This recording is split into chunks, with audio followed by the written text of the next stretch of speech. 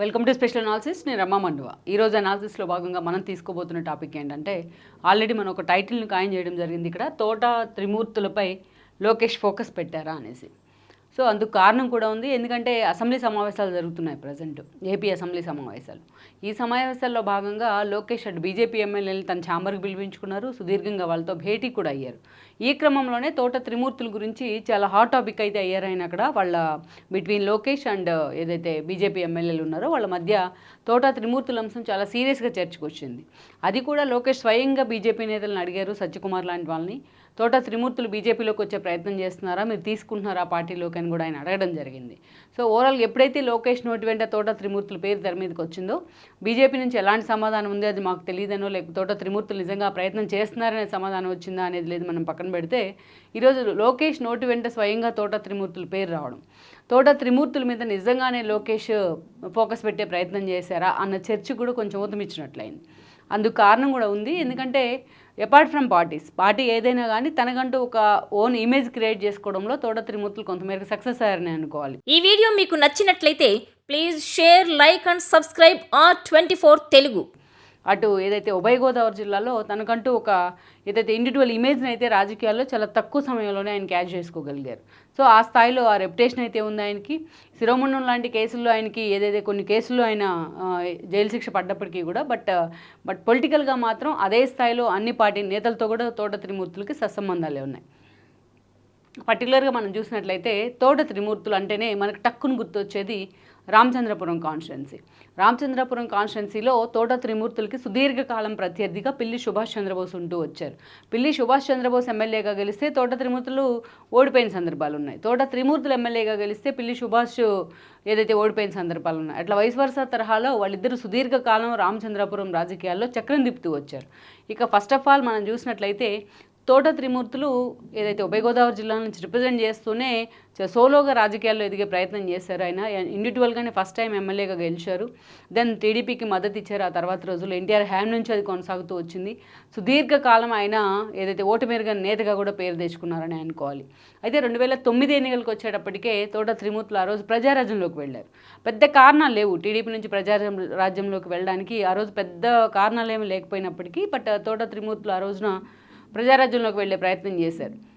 ఒకే ఒక కాపు ఈక్వేషన్ యాంగిల్ని దృష్టిలో పెట్టుకుని ఆ రోజు ఆయన ప్రజారాజ్యంలోకి జంప్ చేశారు. అదే ఒక ఆయన పొలిటికల్ అంటే రాజకీయ జీవితానికి అదొక రాంగ్ స్టెప్ అని అనుకోవాలి. ఆ రోజు పెద్ద కారణాలు ఏవి లేకుండా టీడీపీని వీడి ప్రజారాజ్యంలోకి వెళ్ళిన కారణంగా ఆ తర్వాత రోజుల్లో ఆయన టీడీపీకి వచ్చిన మంత్రి పదవులకు మాత్రం దూరంగానే ఉండిపోవాల్సి వచ్చింది, కేవలం ఆ ఒక్క రాంగ్ స్టెప్ ఆయన తీసుకున్న కారణంగా. బట్ చంద్రబాబు నాయుడుతో మాత్రం అదే సత్సంబంధాలు మెయింటైన్ చేస్తూ వచ్చారు ఆయన.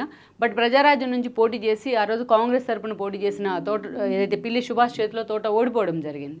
ఇక అక్కడి నుంచి చూసినట్లయితే 2014 ఎన్నికల నాటికి ఆయన మళ్ళీ టీడీపీకి వచ్చే ప్రయత్నం చేశారు. టీడీపీ నుంచి గెలిచారు కానీ బట్ మంత్రి పదవికి మాత్రం దూరంగా ఉండిపోవాల్సి వచ్చింది. దెన్ 2019లో మళ్ళా తోట త్రిమూర్తులు అక్కడి నుంచి పోటీ చేసే ప్రయత్నం చేస్తున్నారు. 2019 ఎన్నికల్లో టీడీపీ నుంచి పోటీ చేస్తున్నారు. బట్ టీడీపీ నుంచి ఆయన పోటీ చేసి ఓడిపోయిన క్రమంలో వెంటనే వైఎస్ఆర్సీపీ జెండా కప్పుకున్నారు ఆయన. వైఎస్ఆర్సీపీ ప్రభుత్వం ఏర్పాటైన క్రమంలో ఆయనకి ఎమ్మెల్సీ కూడా దక్కింది. అయితే డే 1 నుంచి ఆయన ఏదైతే రామచంద్రపురం సీట్ మీద ఫోకస్ పెట్టినప్పటికీ బట్ జగన్మోహన్ రెడ్డి ఎప్పుడూ కూడా రామచంద్రపురం విషయంలో మాత్రం ఏదైతే దోబూచుల ఆట ఆడుతూనే వచ్చారు. ఎంత కోరినా తోట త్రిమూర్తులు వినకుండా ఆయన తీసుకెళ్లి మండపేట ఇన్ఛార్జిగా నియమించారు. అటు చూస్తే మండపేట నుంచి టీడీపీ తరపున జోగేష్ రావు ఎమ్మెల్యేగా ఉన్నారు, చాలా స్ట్రాంగ్ ఫోర్స్గా కూడా ఉన్నారు. ఇటువైపు నుంచి చూస్తే పిల్లి సుభాష్ తన శిష్యుడు వేణుగోపాల్కి గతంలో టికెట్ ఇప్పించి గెలిపించుకుని ఆయన మంత్రిని చేయడంలో సహకరించిన బట్ మొన్నటి ఎన్నికల వరకు మాత్రం తన కొడుకు సూర్యప్రకాష్కే టికెట్ ఇవ్వాలంటూ కూడా పట్టుబడటం జరిగింది. అలా వితిన్ ద పార్టీలోనే ఒక కాన్ఫ్లిక్ట్ అయితే ఉంది రామచంద్రపురం టికెట్ విషయంలో. పిల్లి సుభాష్ మాటను తీసేయలేక ఆయన పార్టీ నుంచి ఎక్కడ వెళ్ళిపోతారో అన్న అనుమానంతో జగన్మోహన్ రెడ్డి వాళ్ళ కొడుకు సూర్యప్రకాష్కే టికెట్ కేటాయించారు. అటు మంత్రిగా ఉన్న వేణుగోపాలను తీసుకెళ్లి ఏదైతే రాజమండ్రి రూరల్లో ఎమ్మెల్యేగా నిలబెట్టే ప్రయత్నం చేశారు. ఈ క్రమంలోనే మండపేట నుంచే తోట త్రిమూర్తులు పోటీ చేయాల్సి వచ్చింది. ఆయన కొడుకు పృథ్వీ కోసం ఎంత సీరియస్గా ఎఫర్ట్ పెట్టినా ఆ టికెట్ కూడా ఆయనకి దక్కలేదని అనుకోవాలి. ఇక ఆ మధ్యలో ఎన్నికలకు ముందు ఆయన జనసేనలోకి వెళ్తారనే ప్రచారం జరిగింది. జగన్మోహన్ రెడ్డితో కొన్ని ఇష్యూస్ కారణంగా, కొన్ని బిల్స్ కారణంగా ఆయన విభేదించారు. ఆయన జనసేనలోకి వెళ్తారని కూడా ప్రచారం జరిగింది. అయితే దీన్ని ఎక్కడికక్కడ ఖండిస్తూ వచ్చి ఆయన కన్విన్స్ చేసే ప్రయత్నం చేశారు. వైఎస్ఆర్సీపీ వైపు నుంచి మిథున్ రెడ్డి లాంటి వాళ్ళు, పెద్దిరెడ్డి లాంటి వాళ్ళు తోట త్రిమూర్తులను పార్టీలోనే హోల్డ్ చేసే ప్రయత్నం చేశారు. ఈవెన్ ఆయన మొన్నటి ఎన్నికల్లో మండపేట నుంచి పోటీ చేసి ఓడిపోయినారు జోగేష్ రావు చేతిలోని.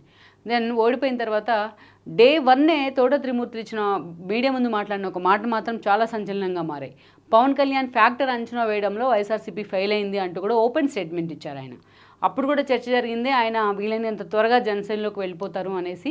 కానీ గత కొన్ని రోజులుగా జరుగుతున్న పరిణామాలన్నీ చూసినట్లయితే తోట త్రిమూర్తులు జనసేనకు కాదు బీజేపీలోకి వెళ్తారని కూడా ఒక ప్రచారం అయితే వచ్చింది.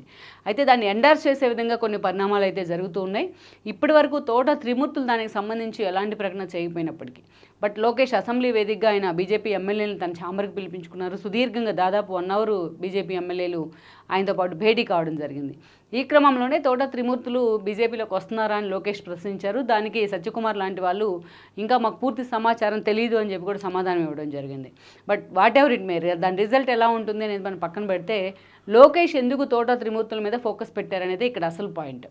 తోట త్రిమూర్తులకు ఉన్న ఒక పొలిటికల్ బ్యాక్గ్రౌండ్ కానీ, ఆయనకి రాజకీయాల్లో ఉన్న ఒక అనుభవం కానీ ఇవన్నీ తమ పార్టీకి ఉపయోగపడతాయని కూడా లోకేష్ లెక్కలు కడుతూ ఉన్నారు. దాని క్రమంలోనే ఈ రోజున వీలైతే తోట త్రిమూర్తుల్ని తమ పార్టీలోకి తీసుకోవాలని అంచనాతోనే లోకేష్ బీజేపీ నేతలను అలాంటి క్వశ్చన్ అడిగారా అన్న చర్చ కూడా ఇక్కడ జరుగుతూ వస్తుంది. మరి ఇప్పుడున్న సిచ్యువేషన్లో ఆల్రెడీ ప్యాక్ అయిపోయింది, వైసీపీ నుంచి ఎవరు వచ్చినా తీసుకోమని ఒకవైపు చంద్రబాబు నాయుడు చెప్తూ ఉన్నారు. ఇక ఉభయ గోదావరి జిల్లా నుంచి రిప్రజెంట్ చేస్తున్న ఒక జ్యోతుల్ నెహ్రూను, ఒక బుచ్చే చౌదరి లాంటి వాళ్ళకి ఇంకా పార్టీలో మంత్రి పదవులు దక్కలేదు ప్రభుత్వంలో. సో అలాంటి సిచ్యువేషన్లో తోట త్రిమూర్తులు లాంటి వాళ్ళని పార్టీలోకి తీసుకోవడం ద్వారా ఒక మంచి సైన్ ఇవ్వడం ద్వారా లోకేష్ మరి ఎలాంటి ప్రయత్నం చేస్తున్నారు అనుకునేది మాత్రం చాలామందికి అర్థం కాని ప్రశ్ననే అనుకోవాలి. ఓవరాల్గా మాత్రం తోట త్రిమూర్తుల గురించి లోకేష్ ఆరాధిస్తున్న విషయం మాత్రం ఈరోజు టాక్ ఆఫ్ ది ఉభయ గోదావరి జిల్లాలుగా మారిందంటే అది అతిశయోక్తి కాదు. దెన్ ఓడిపోయిన తర్వాత డే వన్నే తోట త్రిమూర్తులు ఇచ్చిన మీడియా ముందు మాట్లాడిన ఒక మాట మాత్రం చాలా సంచలనంగా మారాయి. పవన్ కళ్యాణ్ ఫ్యాక్టర్ అంచనా వేయడంలో వైఎస్ఆర్సీపీ ఫెయిల్ అయింది అంటూ కూడా ఓపెన్ స్టేట్మెంట్ ఇచ్చారు ఆయన. అప్పుడు కూడా చర్చ జరిగింది, ఆయన వీలైనంత త్వరగా జనసేనలోకి వెళ్ళిపోతారు అనేసి. కానీ గత కొన్ని రోజులుగా జరుగుతున్న పరిణామాలన్నీ చూసినట్లయితే తోట త్రిమూర్తులు జనసేనకు కాదు బీజేపీలోకి వెళ్తారని కూడా ఒక ప్రచారం అయితే వచ్చింది. అయితే దాన్ని ఎండార్స్ చేసే విధంగా కొన్ని పరిణామాలు అయితే జరుగుతూ ఉన్నాయి.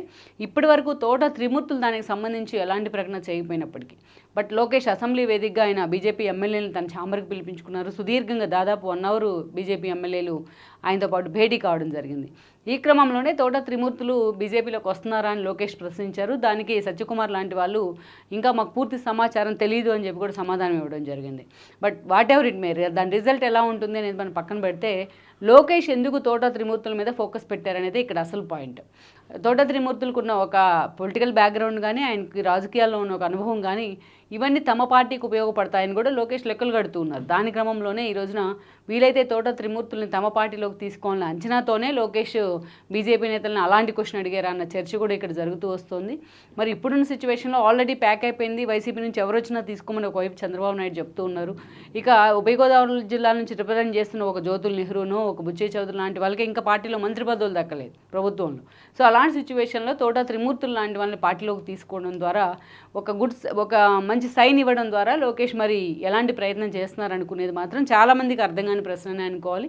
ఓవరాల్గా మాత్రం తోట త్రిమూర్తుల గురించి లోకేష్ ఆరాధిస్తున్న విషయం మాత్రం ఈరోజు టాక్ ఆఫ్ ది ఉభయ గోదావరి జిల్లాలుగా మారిందంటే అది అతిశయోక్తి కాదు. ఈ వీడియో మీకు నచ్చినట్లయితే please share, like and subscribe R24 Telugu.